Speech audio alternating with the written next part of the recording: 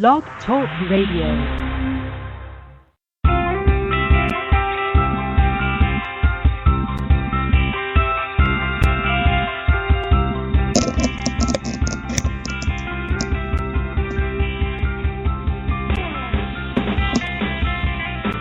Welcome to the Coffee Club, broadcasting live from New York with your host, Felix, and co-host, Dr. Mark.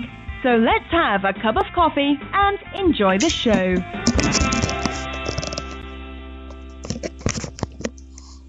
There is no heaven. There is no hell. There is only this world and its dark reflection. And we do not know in which of the two worlds we are. Of course we know where we are. We are live! Live from New York! Live from New York, it is. Guess what? What?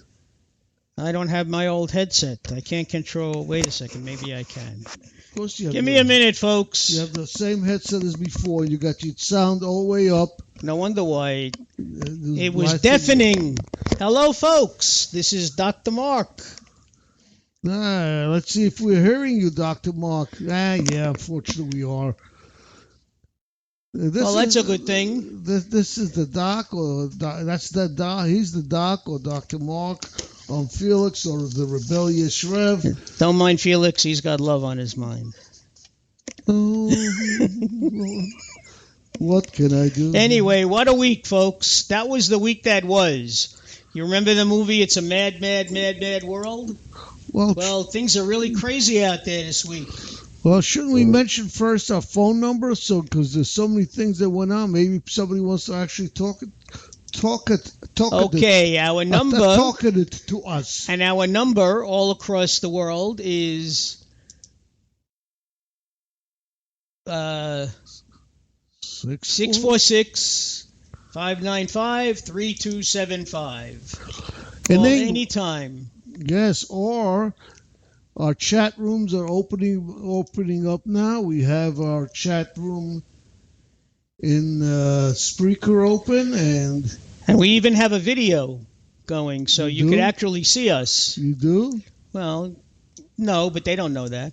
Of course they do when they go on. Well, then they'll realize it, All right. Anyway, we've got... But for those people who are shy, yes, we've had many people start out in the chat room, and then they say, this is terrible, and they decide they want to call us up, and... Or they never call us again. Well, that too. I mean, some people are one-shot wonders, They call up. We have great conversations. They have a lot to say, because that's one thing about this show. Our callers always have the floor and anything you want to talk about. Yeah, they always have a lot to say. So that's the problem. They say so much the first show, they have nothing else to say after that. Well, I mean, we haven't taken any comedy lessons. We're just this way all the time. And we sort of feed off each other. I am a liberal, and Felix is more of a conservative. I wouldn't call him very conservative. But, well, I'm the anti-Mark. Oh, that's true. Okay, but hey, what do you think of the airstrikes against the Syrians? They're just fine. How about you? What do you think? Actually, after seeing the pictures, how could you not feel for those children and the women and the men that were suffering? You can't just stand by. In fact, when I was watching it, I was thinking of Bob Dylan's "Blowing in the Wind." Okay, if you're familiar with the song. How many times can a man turn his head and pretend that he just doesn't see? Sometimes words just aren't enough. Well, let me ask you a question, Dr. Mark. Why would you want to save any of those kids? They're just going to grow up to be America haters. They're going to grow up to be... No, that's what Trump and some other people think. I never thought like that. No? No. I mean, I feel for them because of, not everybody in bombed out London and in bombed out Germany, in Berlin, turned out to be America haters. Okay? Well, why England? What are you talking about England? Well, because the Nazis, the German Air Force, the Luftwaffe, did a job on England. So why would England hate us? Bombing. Not hate us, just hate in general. Just hate. They've had a terrible life. They're living under a tyrant who for no reason can do something like this because he can. And they grow up and they're all taught to hate Americans. It doesn't matter which side of the which side they are. We have homegrown terrorists here that do terrorist acts and that leave here and go to the Middle East and want to join ISIS. Okay. They've had, for the most part, middle class upbringing. They've been educated. Some have gone to college. Okay, why would they do that?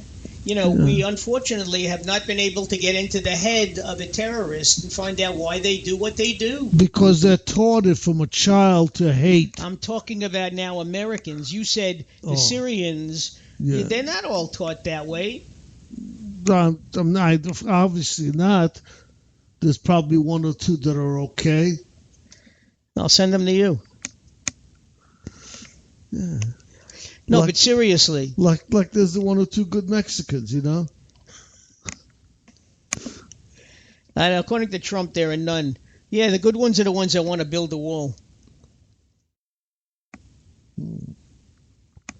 Well, you saw on Fox News, I think I was here at the time, when one of the reporters went into Mexico City.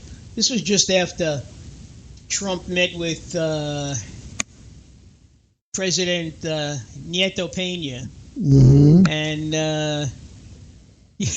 the basic translation was, what is he, on drugs? We're not paying for any wall, I mean... they're going to pay for it one way or the other.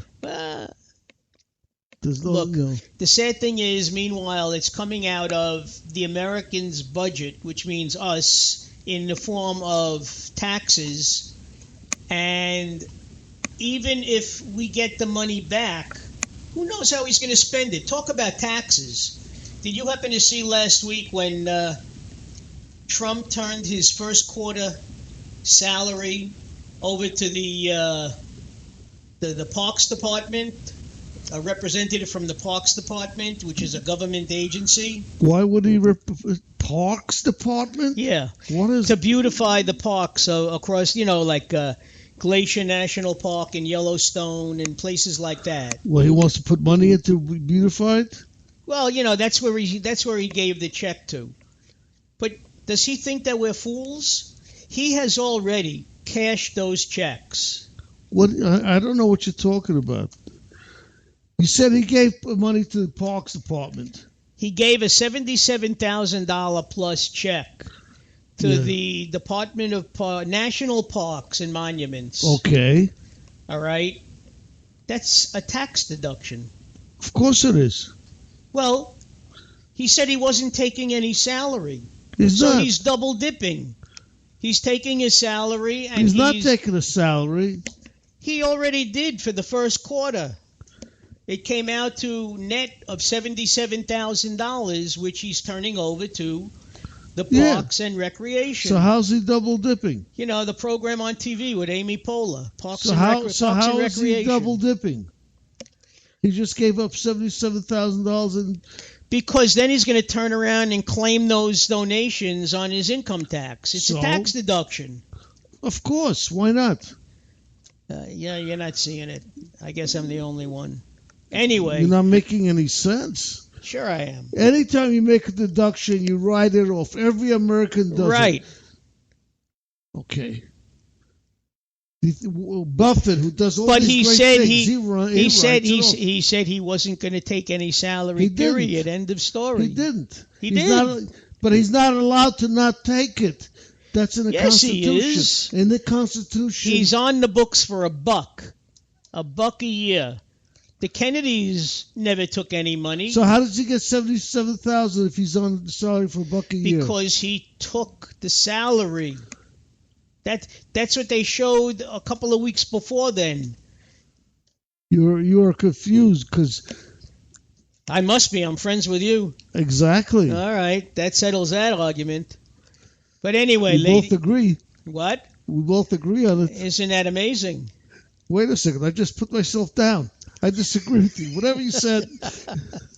No, I don't know about Kennedy, but they had a big discussion that they wouldn't allow him not to take the salary because of the Constitution, and he had to take the money and return it, which is there's a good chance that Kennedy did the same thing. They wound up with $1 a year.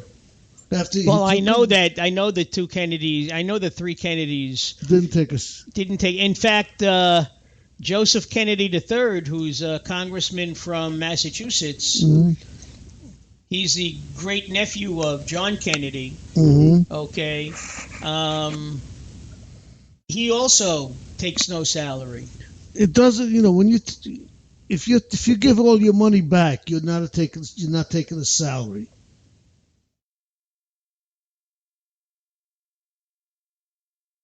All right, this is getting too confusing for me. Come on, let's get. If you make 77, move on with the show. If you make $100 and you give it back, you made $0. Oh, is that like my salary? Yeah, exactly. I mean, what do you have me on the books for? I don't even know. You're a tax deduction to me. I'm one of your children. Yeah. Oh, that's amazing. I deduct you for all the coffee you drink and all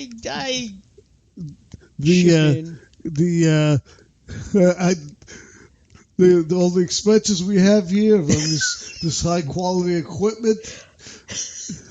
Ladies and gentlemen, I just want you to know that it wasn't until 2015, I believe, that we actually entered the 20th century. Now we're finally into the 21st century when it comes to... I'm not quite sure if we're that high up, but we're close. We're close. That's why we always seem to have a problem. For the first couple of years, we were trying to get on iHeart. We were always... Trying to get on... I don't know about Mark, but I was always pushed to get on iHeart, and they kept rejecting me. Wasn't the quantity? It was the quality of our show. Not the quality means it's the quality of our broadcast. No, not the broadcast.